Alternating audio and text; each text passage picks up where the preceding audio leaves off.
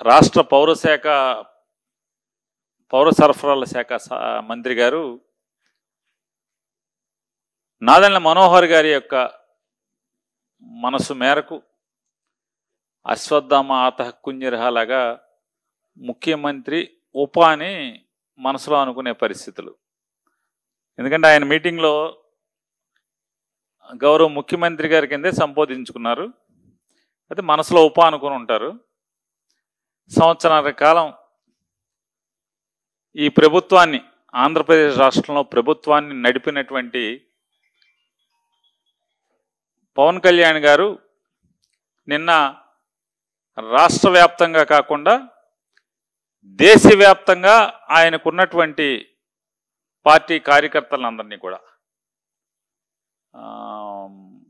వారు కేవలం వైఎస్ఆర్ కాంగ్రెస్ పార్టీ, తెలుగుదేశం అంటే వైఎస్ఆర్ కాంగ్రెస్ పార్టీ ఏమో కేవలం ఆంధ్రప్రదేశ్ రాష్ట్రంలో ఉంది.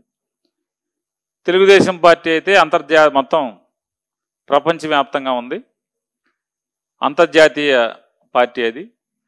వీరిది జాతీయ పార్టీ కింద నిన్న డిక్లేర్ చేశారు పవన్ కళ్యాణ్ గారు. ఆ జాతీయ పార్టీ ఆంధ్రప్రదేశ్తో పాటుగా తెలంగాణ, కేరళ, తమిళనాడు, మహారాష్ట్ర, మధ్యప్రదేశ్, ఇంకేయో రాష్ట్రాల్లో చెప్పినట్టున్నారు. సరే, నెక్స్ట్ దేశం అంతా కూడా ఉంటుందని చెప్పారు. సంతోషం. ఒక తెలుగువాడు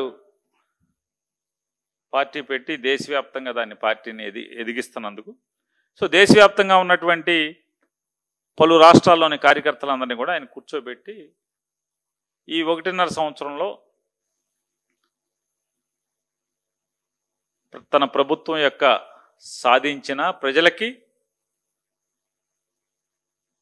తను ఏర్పాటు చేసినటువంటి, తను సాధించి పెట్టినటువంటి ప్రజల కలల్ని వాస్తవాలుగా అది ఒక ప్రాగ్మటిజంగా నిజమని నిరూపించేలా చేసి చూపించినటువంటి విషయాల్ని, అలాగే 10 సంవత్సరాలుగా సుమారుగా 2014 నుంచి 2025 దాకా తన యొక్క జనసేన పార్టీ ఆవిర్భావం, ప్రయాణం,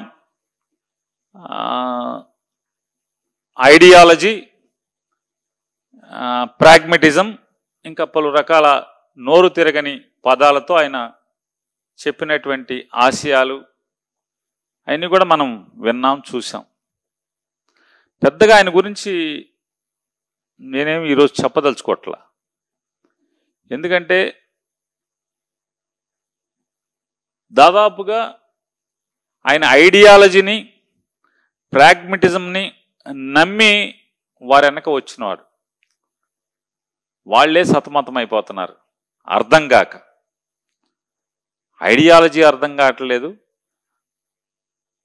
అసలు అది ప్రాగ్మటిజమా ఇంకేదన్నా ఇజమా అర్థం కావట్లేదు. ఒకసారి అంటే వారి ఐడియాలజీ ఏంటది, అది నిజంగా ప్రాగ్మటిజమా, కులం అనే దాని గురించి పెద్దల పవన్ కళ్యాణ్ గారు ప్రభుత్వాన్ని నడుపుతున్న, ఆంధ్రప్రదేశ్ రాష్ట్రంలో ప్రభుత్వాన్ని నడుపుతున్నటువంటి వారు ఏం చెప్తున్నారో, వారి ఐడియాలజీ ఏంటి, కులం అనే దాని గురించి ఒకసారి చూడండి. మీ వెనకబాటుతనం, మీ కోరికలు ఉన్నాయి కదా. ఎవడు మా కులం నుంచి ముఖ్యమంత్రి అవ్వలేదు, మీరు ఓటేయండి, అవి చూపిస్తాం. కాపు, తెలగ, ఒంటరి బలిజలకి చెప్తున్నా, మీరు ముందుకొస్తే తప్ప ఈ రాష్ట్రంలో మార్పు రాదు. కనీసం ఆంధ్ర భావన ఎలాగో లేదు, కనీసం కుల భావనను తెచ్చుకుని బాగు చేయండి రాష్ట్రాన్ని. కుల పోరాటాలు ఎంతకాలం చేస్తాం? నేను కులం కోసమే ప్రయాణిస్తే కుల నాయకుని అయ్యేవాడిని కదా. నేను కులం కోసం ఒక్కదానికి రాలేదు. నేను సంపూర్ణ మానవాళి కోసం వచ్చాను. జాషువా విశ్వనరుడు అన్న కాన్సెప్ట్ ని గుండెల్లో పెట్టుకొని వచ్చాను నేను. మళ్ళీ జాషువా గారిని ఎందుకు అపవిత్రం చేయడం మరి నాకు అర్థం కాదు. జాషువా గారు ఉంటే ఏమైపోయాడు ఆయన, పెద్ద ఆయన. జాషువా గారికిను అసలు ఈయన మాటలకి, ఈయన ఐడియాలజీకి, కుల ప్రస్తావన గురించి, అంటే అవసరం ఉంటే వారి కులవాదన ఎలా ఉంటుంది, అవసరం తీరిన తర్వాత కులవాదన ఎలా ఉంటుంది, ఇది ఏ రకమైన ఐడియాలజీనో ప్రజలు ఆలోచించుకోవాలి. వారి ఐడియాలజీని నమ్మి వారి వెనకాల వచ్చినటువంటి కార్యకర్తలు కూడా ఆలోచించుకోవాలి. అలాగే మతం గురించి వారికి ఉన్న ఐడియాలజీ ఏంటో ఒకసారి చూద్దాం. ఇది ఆడేది కొద్దిమంది రాజకీయ నాయకులు ఆడతారు, వాళ్ళు కూడా ఎక్కువ మంది ఆడేది కూడా హిందువులే. అసలు ఇలాంటి గొడవలు పెట్టింది హిందూ నాయకులు తప్ప మిగతా నాయకులు చేయరు అసలు. వాళ్ళకి మా నాన్న ఎలాంటి వాడంటే, మా నాయనమ్మ దీపారాధన వెలిగిస్తే దీపారాధనలో సిగరెట్ వెలిగించిన దేవుడు లేడు దెయ్యం లేదనే వ్యక్తి మా నాన్న. నా స్నేహితుడు కూడా పాస్టర్, నాతో పాటు చదువుకున్న స్నేహితుడు కూడా తను పాస్టర్ ఉండేవాడు. సో తను కూడా నన్ను ఒకరోజు నన్ను బ్యాప్టైజ్ చేశాడు. నిజంగా మన ఈ మధ్యన గోమాంసం గురించి లేదంటే బీఫ్ గురించి ఇంత గొడవ జరుగుతూ ఉంటే నాకు అనిపించింది, స్వామి వివేకానంద ఒక మాట చెప్పారు చిన్నప్పుడు. ఇప్పుడు మా నాన్న చెప్పిన మాటలు ఇవి. నిజంగా నాకు ఆకలేసి వేరే దారి లేకపోయి నేను ఉండాలి అంటే గుడ్డు మాంసం ఇది ఆయన అన్న మాటలు. నేను బీఫ్ తినాలి అంటే నేను తిని ముందుకెళ్తాను తప్ప దాన్ని వేరేలా చేసుకోనని స్వామి వివేకానంద అన్న మాటలు ఉంటాయి. ఆయన స్వామి వివేకానంద జీవిత చరిత్రలో ఉంటాయి.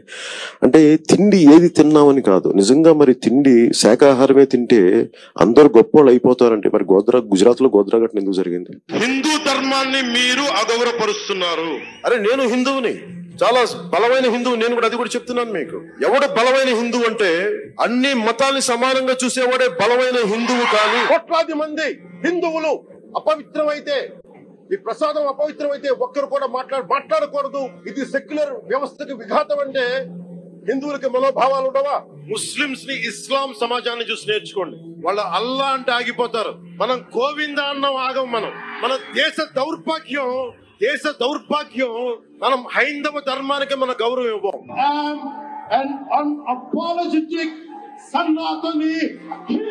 అన్ని ప్రాంతాలని మతాలని గౌరవిస్తాం, కానీ తప్పులు జరుగుతున్నప్పుడు సరిదిద్దుతాం. ఈ ఆలోచనతో వచ్చాను. సరే, వాళ్ళ మతం లేదంటున్నారు, రేపేమంటారో భగవంతుడికి తెలియాలంటే మరి భగవంతుడు కూడా అర్థం కాని పరిస్థితి, భగవంతుడు కూడా పసికట్టలేని పరిస్థితి. ఇక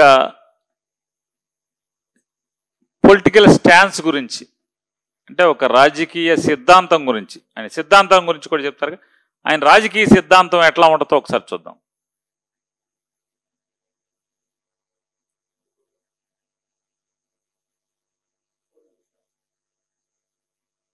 చేగువేరా మొత్తం ఆఫీస్ అంతా కూడా చేగువేరా ఫోటోలు ఉండేవి.